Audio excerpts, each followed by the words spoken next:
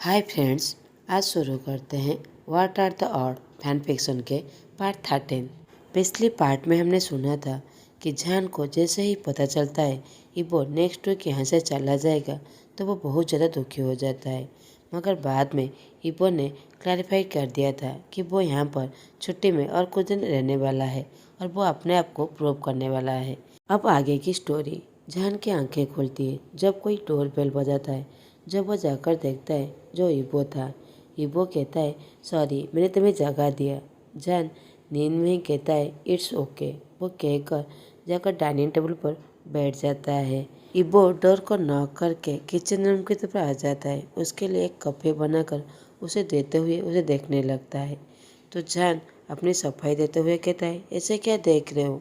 मैं हर दिन सुबह उठ जाता हूँ, मगर आज वीकेंड है इसलिए लेट तक सो गया था। इबो कहता है, अभी 8 बज चुके हैं। तो जान अपना मुंह बनाने लगता है और इबो हंसते हुए कहता है, ठीक है, मैंने आज सोचा है ब्रेड बनाऊंगा, उसके साथ तुम लोग क्या खाओगे? जान कहता है, एक और पोलिडेज बना दो। इबो हाँ कहकर सिन के पास चला जाता है उसे उठाने के लिए। सिन को पहले लगता है कि उसकी मम्मी है, मगर इबो कहता है, मैं अंकल बहू लिटिल वन, अब उठ भी जाओ। तो सिन बहुत ज़्यादा चेयरफुल वॉइस में अंकल वो कहकर उसके गले को टाइटली पकड़ लेता है। तो इबो उसे लेकर डाइनिंग रूम की तरफ चला जाता है। सिन को अपने माँ के पास बैठाकर उसे हर्ट मिल देता है और वो पोलिडेज और एग बनाने के लिए लग जाता है। उसी टाइम इबो का फ़ोन रिंग करता है। जान पूरी तरह शॉक हो जाता है क्योंकि वो उससे कहीं संग था। जैसे ही इबो को रियलाइज होता है उसकी पूरा चिक्स रेड हो जाता है कि ये रिंगटोन जान का ही गीत है जो इतने सालों में उसने चेंज भी नहीं किया है। इबो टेबल पर उन दोनों को खाना देते हुए कहता है, मैं जस्ट आंसर करके आता हूँ, तुम लोग खाना खा लो। पूरी तरह सरप्राइज था कि इबो कभी भी उसे याद रखा होगा, उसके सॉन्ग को इतने सालों में कभी याद रखा होगा। जैन सीन को एक बाइट खिलाता है जहाँ सीन कहता है, मामा बहुत ज़्यादा यम्मी है। तो जान कहता है, सच में? तो मैं भी देख लूँ। ऐसे दोनों खाना खा रहे थे कि इबो बहुत ज़्यादा मुस्कुराते हुए उनके पास आता है। इबो कहता है, एक गुड न्यूज़ है, मैं तुम्हारे साथ एक क्लियर कर देना चाहता हूँ।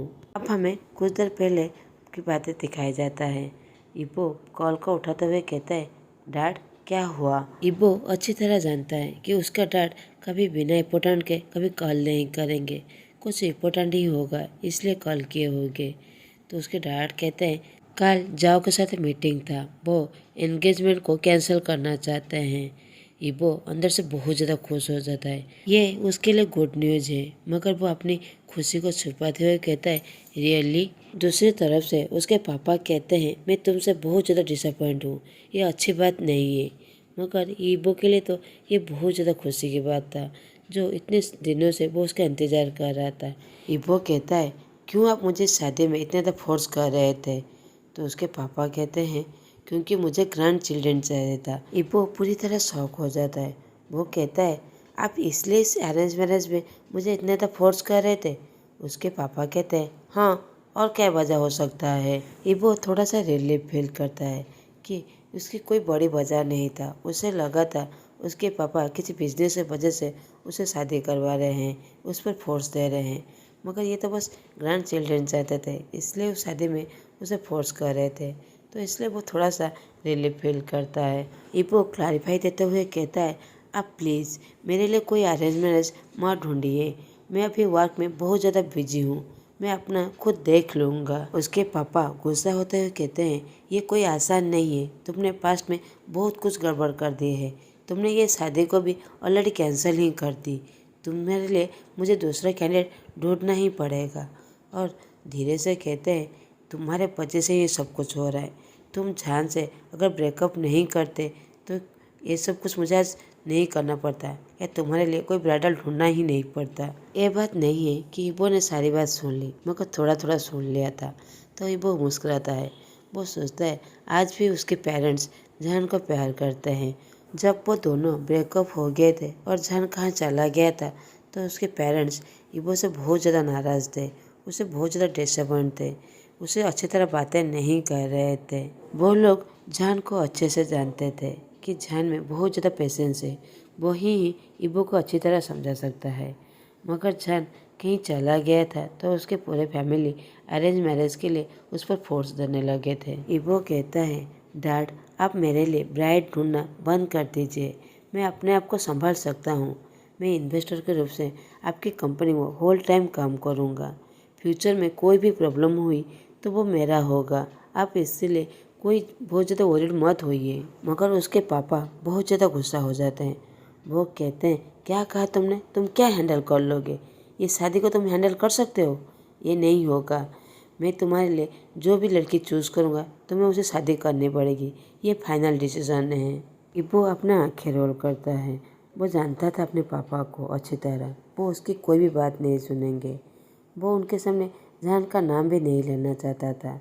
जैसे ही वो जान का नाम सुनेंगे उसे वापस लाने के लिए कहेंगे, मगर वो जान पर कोई फोर्स नहीं करना चाहता था। इबो कहता है, डैड आप चाहते हैं मैं अरेंज मैरिज करूं? ठीक है मैं करूंगा, मगर मुझे थोड़ा सा टाइम चाहिए, 1 या 2 साल। मैं आपको एक सरप्राइज़ दूंगा। इबो बस अपने डैड को कुछ दिनों के लिए कन्फ्यूजन में रखना चाहता था, मगर उसके पापा गुस्से से कहते हैं, मुझे तुम्हारे सरप्राइज़ की कोई ज़रूरत नहीं है, हम इस बारे में कोई भी बात नहीं करेंगे। हाँ तुम्हें थोड़ा सा टाइम चाहिए तो मैं तुम्हें 1 साल का वक्त देता हूँ, तुम अपने आप को तैयार रख लो। उसके बाद मैं जिस भी कैंडिडेट से तुम्हारी शादी करने के लिए कहूँगा तो मैं उसे शादी करना पड़ेगा, अच्छा तुम्हें पसंद हो या फिर ना हो। इबो नटखट के मुस्कुराते देते हुए कहता है, ठीक है यही डील रहा। तो उसके पापा कहते हैं, कॉन्फिडेंट बहुत ज़्यादा है, ठीक है यही तुम्हारे लिए ही ठीक होगा। इबो मुस्कुराते हुए कहता है, इससे यही बेटर होगा कि आप रेडी रहिए मेरे सरप्राइज़ के लिए। 1 साल होने से पहले ही मैं आपको बड़ी सी सरप्राइज़ दूंगा। उसके पापा कहते हैं, क्या? इग्नोर करो, मुझे कुछ नहीं सुनना। ठीक 1 साल बाद इसी ब्रेकफास्ट के टाइम पर तुम मुझे गुड न्यूज़ दोगे या फिर मैं तुम्हें बैड न्यूज़ दूंगा एक लड़की से शादी करने के लिए। ये कहकर उसके डैड फ़ोन को कट कर लेते हैं। इबो बहुत ज़्यादा खुश था। वो फ़ोन को पॉकेट में रखकर रूम के अंदर चला जाता है जहाँ पर उसकी छोटी सी फैमिली खाना खा रहे थे। उसके पास जाकर बैठ जाता है। जान कहता है, क्या हुआ, कुछ बात है? इबो अपना साथ हिलाता है, हाँ मैं तुम्हारे साथ कुछ कहना चाहता हूँ। और वो हिम्मत करके कहता है, मेरी अरेंज मैरिज हो गई थी, मैं एक्चुअली में तुम्हें पहले क्लियर करना चाहता था। वो जान की तरफ देखता है। जान शो नहीं करता कि उसे पहले पता था या फिर वो गुस्सा है। वो कुछ भी नहीं कहता, मगर इबो बहुत ज़्यादा नर्वस था। वो सोचता था कहीं जान उस पर गुस्सा ना हो या फिर कोई गलत ना समझ ले। तो इबो कहता है, आज सारे अरेंज मैरिज कैंसिल हो गया। तो कहने ही वाला था कि जान हंसने लगता है, मुझे पहले से ही पता है, लेंग ने कल कह दिया था, वैसे ही तुम दोनों को कंग्रेचुलेसन। इबो की आंखें बड़ी हो जाती है। वो सोचता है उसने इस बात का मेंशन किया था कि उसने इससे शादी की थी। वो जान से पूछता है कि उसने तुम्हें कहा था कि हम दोनों की एंगेजमेंट हो गई थी? जान कहता है, हाँ उसने मुझे पहले से ही कह दिया था कि उसकी अरेंज मैरिज हो गई थी, मगर उसने ये नहीं कहा था कि वो किसके साथ हुआ था। मगर जिस दिन तुम पहली बार हमारे घर आए थे तो उसी दिन ही उसने कह दिया था कि उसने तुम्हारे साथ ही उसका अरेंज मैरिज हुआ है। और फिर मैंने देखा था तुम दोनों एक दूसरे को कैसे डेथ क्लियर दे रहे थे। ये कहकर जान हंसने लगता है। इप्पो जान की ऐसी मीठी सी हंसी देखकर वो पूरी तरह मेल्ट हो जाता है। वो चाहता था इसे रिकॉर्ड करके हमेशा के लिए रख ले। वो नीचे की तरफ देखने लगता है क्योंकि वो थोड़ा सा खुश था और डिसअपॉइंट भी था। वो खुश इसलिए था क्योंकि उसने सोचा था पहले जब वो जान को बताएगा तो जान उस पर बहुत ज़्यादा गुस्सा होगा, उसे डांटेगा। मगर जान उसे समझता है, उसकी बातों को समझता है, इसलिए वो खुश था। मगर उसके मुंह से लिंग का नाम सुनकर वो बहुत ज़्यादा डिसअपॉइंट था। जान मुस्कुराते हुए कहता है, तुम बहुत ज़्यादा फनी हो, तुम गुस्से में ऐसा कुछ कर देते हो जो तुम्हारे लाइफ टाइम तक नहीं चलता। इबो चक्कर्स करते हुए उसकी तरफ देख रहा था कि उसकी ओमेगा की हंसी कितनी ज़्यादा खूबसूरत है। वो इस हंसी को कितनी ज़्यादा मिस कर रहा था। वो इस बार अपने रिलेशनशिप को इतनी जल्दी नहीं तोड़ने देगा। इबो नीचे की तरफ देखने लगता है और अपने हंसी को कंट्रोल करने की कोशिश करता है। कहता है चलो चलो खाना खा लो। इबो और जहान दोनों लिविंग रूम में बैठकर बातें कर रहे थे इंडस्ट्री के बारे में। अब उन दोनों के बीच कुछ भी ऑकवर्डनेस नहीं था, जैसे पॉपुलर थे वो लोग इस तरह बातें कर रहे थे। सीन जो कुछ भी समझ नहीं पा रहा था, वो नीचे बैठकर अपने खिलौनों के साथ खेल रहा था। वो अपने मामा को देख रहा था जो अंकल के साथ बहुत खुश थे। इबो उन दोनों की तरफ देखते हुए कहता है आज लंच में क्या बना है? तो जहान कहता है तुम्हारा फेवरेट। तो इबो कहता है मेरा फेवरेट क्यों? मैं चाहता हूँ मैं तुम्हारा या फिर सीन का फेवरेट बना हो। जहान गिगल्स करते हुए कहता है तुम्हें पता है स्ट्रेंज की बात क्या है? तो इबो कहता है क्या हुआ? जहान मुस्कुराते हुए कहता है तुम्हारा बेटा डिटो तुम्हारी तरह है। इबो के लिए ऐसा जैसा लगता है जैसे समय अभी पर स्टॉप हो गया है। जहान के मुंह से बेटे का नाम सुनकर जैसे उसकी दिल की धड़कन वहीं पर ही जंप कर रहा है। उसे लगता है जैसे उसके कान में फोन की रिकॉर्डिंग तरह वो बज ही रहा है।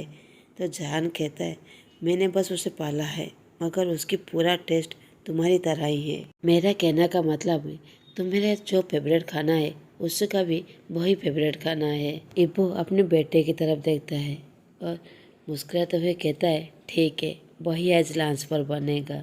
और वो अपने बेटे के साथ खेलने लगता है। उसी टाइम जहान का फोन रिंग होता है जो लिंक का कॉल था। जैसे ही इबो को पता चलता है कि वो लिंक का कॉल है, वो बहुत ज़्यादा जेलस हो जाता है और अपनी आंखों को रोल करते हुए कहता है अब मेरा राइवल भी आ गया है। सीन को जैसे ही पता चलता है वो कहता है आंटी का कॉल है। इबो और ज़्यादा जेलस हो जाता है और अपने बेटे की तरफ देखते हुए कहता है क्या तुम्हें उनसे बात करना है?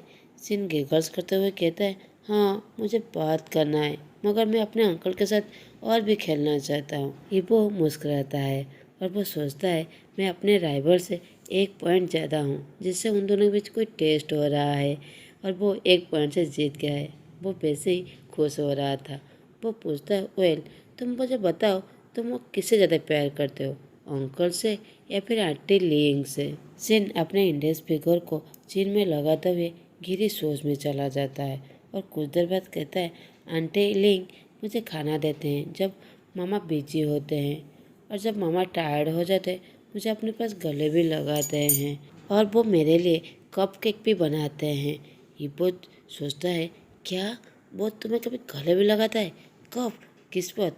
वो ये सब सुनकर बहुत ज़्यादा जेलस हो जाता है कि वो किस्मत अपने उसके बेटे को गले लगाया था। कुछ देर सोचने के बाद उसे याद आता है कि उसने कहा था कुछ काम के वजह से वो यहाँ पर आया था।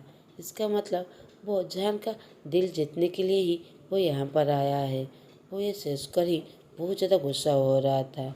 कुछ देर शांत रहने के बाद सेन कहता है मैं अगर अंकल के बारे में कहूँ तो अंकल मेरे साथ खेलते हैं। अंकल वो मुझे स्कूल में विजिट करने भी आते हैं और वो तो हमारे लिए खाना भी पकाते हैं, मगर मामा जब उनके साथ रहते हैं तो मामा बहुत ज़्यादा खुश होते हैं। और साथ में जब मेरे मामा बीमार थे ना, अंकल ने ही उनका ख्याल लिया था, इसीलिए मैं अपने अंकल बो को सबसे ज़्यादा प्यार करता हूँ। इबो सिन का कन्फेशन सुनकर वो बहुत ज़्यादा खुश हो जाता है और कहता है मैं लिंग से और 1 पॉइंट में ज़्यादा हूँ।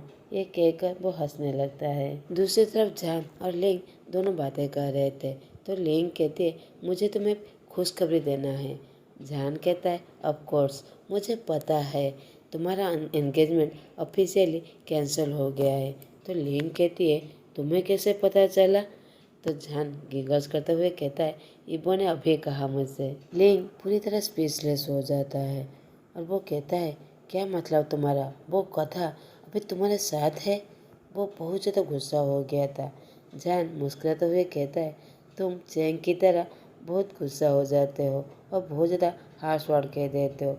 एनीवे उसने ही ब्रेकफास्ट बनाया था और वो अभी सीन के साथ खेल रहा है। लिंग जान की बातें सुनकर वो गुस्से से आग बबूला हो जाता है।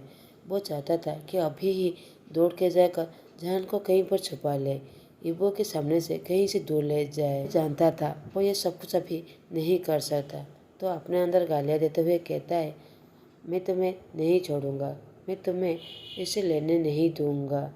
मगर वो जान के सामने नॉर्मल होते हुए कहता है अच्छा ठीक है, और टॉपिक को चेंज करते हुए कहता है, मेरा नेक्स्ट वीक वर्क से फ्री हो जाऊंगा तो मैं तुमसे मिलने आऊँगा। जैन मुस्कुराते हुए कहता है, श्योर, मैं तुम्हारा इंतज़ार करूँगा। लेंग कहती है, मेरा वर्क फिनिश होते ही मैं तुमसे मिलने आऊँगा। हाँ, तुम उस यूबो से ज़्यादा क्लोज होने की ज़रूरत नहीं है। लिंग को वोमिटिंग जैसे फील हो रहा था उसका नाम लेते हुए। जहान कहता है, मेरे लिए इतना ज़्यादा वरीड मत हो, मैं ठीक हूँ। जहान लिन के साथ कुछ देर बातें करने बाद मुस्कुराते हुए लिविंग रूम तरफ आता है।